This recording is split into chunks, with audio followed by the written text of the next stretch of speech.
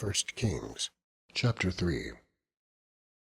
And Solomon made affinity with Pharaoh, king of Egypt, and took Pharaoh's daughter, and brought her into the city of David, until he had made an end of building his own house, and the house of the Lord, and the wall of Jerusalem round about. Only the people sacrificed in high places, because there was no house built unto the name of the Lord until those days. And Solomon loved the Lord, walking in the statutes of David his father. Only he sacrificed and burnt incense in high places. And the king went to Gibeon to sacrifice there, for that was the great high place. 1,000 burnt offerings did Solomon offer upon that altar. In Gibeon the Lord appeared to Solomon in a dream by night, and God asked, "Ask what I shall give thee." And Solomon said, "Thou hast shewed unto thy servant David, my father, great mercy, according as he walked before thee in truth and in righteousness, and in uprightness of heart with thee. And thou hast kept for him this great kindness, that thou hast given him a son to sit on his throne, as it is this day. And now, O Lord my God, thou hast made thy servant instead of David my father, and I am but a little child. I do not know how to go out or come in. And thy servant is in the midst of thy people which thou hast chosen, a great people, that cannot be numbered nor counted for multitude. Give, therefore, thy servant an understanding heart to judge thy people, that I may discern between good and bad. For who is able to judge this, thy so great a people?" And the speech pleased the Lord, that Solomon had asked this thing. And God said unto him, "Because thou hast asked this thing, and hast not asked for thyself long life, neither hast asked riches for thyself, nor hast asked the life of thine enemies, but hast asked for thyself understanding, to discern judgment. Behold, I have done according to thy words. Lo, I have given thee a wise and an understanding heart, so that there was none like thee before thee, neither after thee shall any arise like unto thee. And I have also given thee that which thou hast not asked, both riches and honour, so that there shall not be any among the kings like unto thee all thy days. And if thou wilt walk in my ways, to keep my statutes and my commandments, as thy father David did walk, then I will lengthen thy days." And Solomon awoke, and behold, it was a dream. And he came to Jerusalem, and stood before the ark of the covenant of the Lord, and offered up burnt offerings, and offered peace offerings, and made a feast to all his servants. Then came there 2 women that were harlots unto the king, and stood before him. And the one woman said, "O my lord, I and this woman dwell in one house, and I was delivered of a child with her in the house. And it came to pass, the 3rd day after that I was delivered, that this woman was delivered also, and we were together. There was no stranger with us in the house, save we 2 in the house. And this woman's child died in the night, because she overlaid it. And she arose at midnight, and took my son from beside me, while thine handmaid slept, and laid it in her bosom, and laid her dead child in my bosom. And when I rose in the morning to give my child suck, behold, it was dead. But when I had considered it in the morning, behold, it was not my son, which I did bear. And the other woman said, Nay, but the living is my son, and the dead is thy son. And this said, No, but the dead is thy son, and the living is my son. Thus they spake before the king. Then said the king, This one saith, This is my son that liveth, and thy son is dead. And the other saith, Nay, but thy son is the dead, and my son is the living. And the king said, Bring me a sword. And they brought a sword before the king. And the king said, Divide the living child in two, and give half to the one, and half to the other. Then spake the woman, whose the living child was unto the king, for her bowels yearned upon her son. And she said, O my lord, give her the living child, and in no wise slay it. But the other said, Let it be neither mine nor thine, but divide it.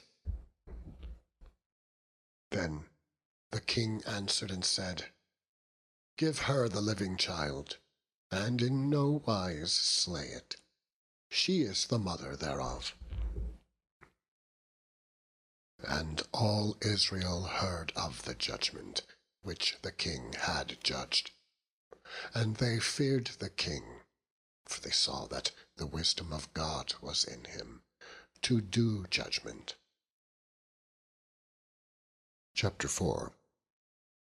So King Solomon was king over all Israel. And these were the princes which he had: Azariah, the son of Zadok the priest; Elihoreph and Ahiah, the sons of Shisha, scribes; and Jehoshaphat, the son of Ahilud, the recorder. And Benaiah, the son of Jehoiada, was over the host, and Zadok and Abiathar were the priests. And Azariah, the son of Nathan, was over the officers, and Zabud, the son of Nathan, was principal officer, and the king's friend. And Ahishar was over the household, and Adoniram, the son of Abda, was over the tribute. And Solomon had 12 officers over all Israel, which provided victuals for the king and his household. Each man his month in a year made provision. And these are their names: the son of Hur in Mount Ephraim, the son of Dekar in Makaz, and in Chalbim, and Bethshemesh, and Elon Bethhanan, the son of Hesed in Eruboth; to him pertained Soko, and all the land of Hepher, the son of Abinadab, in all the region of Dor, which had Tapheth, the daughter of Solomon, to wife. Baana, the son of Ahilud; to him pertained Taanach and Megiddo, and all Beth Shean, which is by Zartanah, beneath Jezreel, from Beth Shean to Abel Molah, even unto the place that is beyond Jokneam. The son of Geber in Ramoth Gilead; to him pertained the towns of Jair, the son of Manasseh, which are in Gilead. To him also pertained the region of Argob, which is in Bashan, 80 great cities, with walls and brazen bars. Ahinadab, the son of Iddo, had Mahanaim. Ahimaaz was in Naphtali. He also took Basemath, the daughter of Solomon, to wife. Baana, the son of Hushai, was in Asher and in Aloth. Jehoshaphat, the son of Paruah, in Issachar. Shimei, the son of Elah, in Benjamin. Geber the son of Uri was in the country of Gilead, in the country of Sihon, king of the Amorites, and of Og, king of Bashan. And he was the only officer which was in the land. Judah and Israel were many, as the sand which is by the sea in multitude, eating and drinking and making merry. And Solomon reigned over all kingdoms, from the river unto the land of the Philistines, and unto the border of Egypt.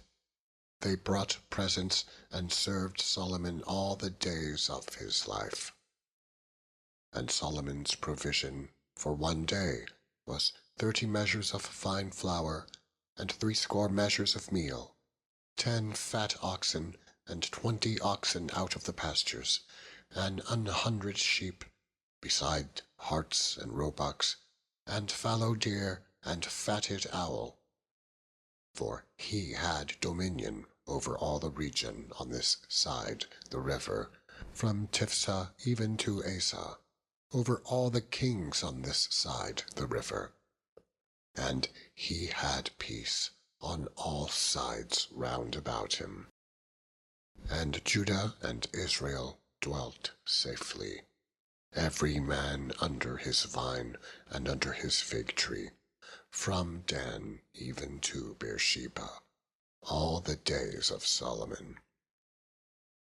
And Solomon had 40,000 stalls of horses for his chariots, and 12,000 horsemen. And those officers provided victual for King Solomon, and for all that came unto King Solomon's table, every man in his month. They lacked nothing.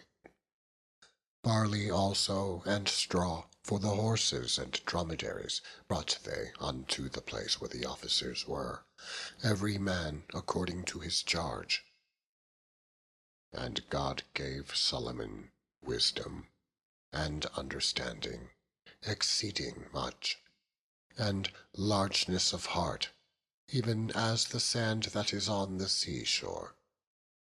And Solomon's wisdom excelled the wisdom of all the children of the east country, and all the wisdom of Egypt.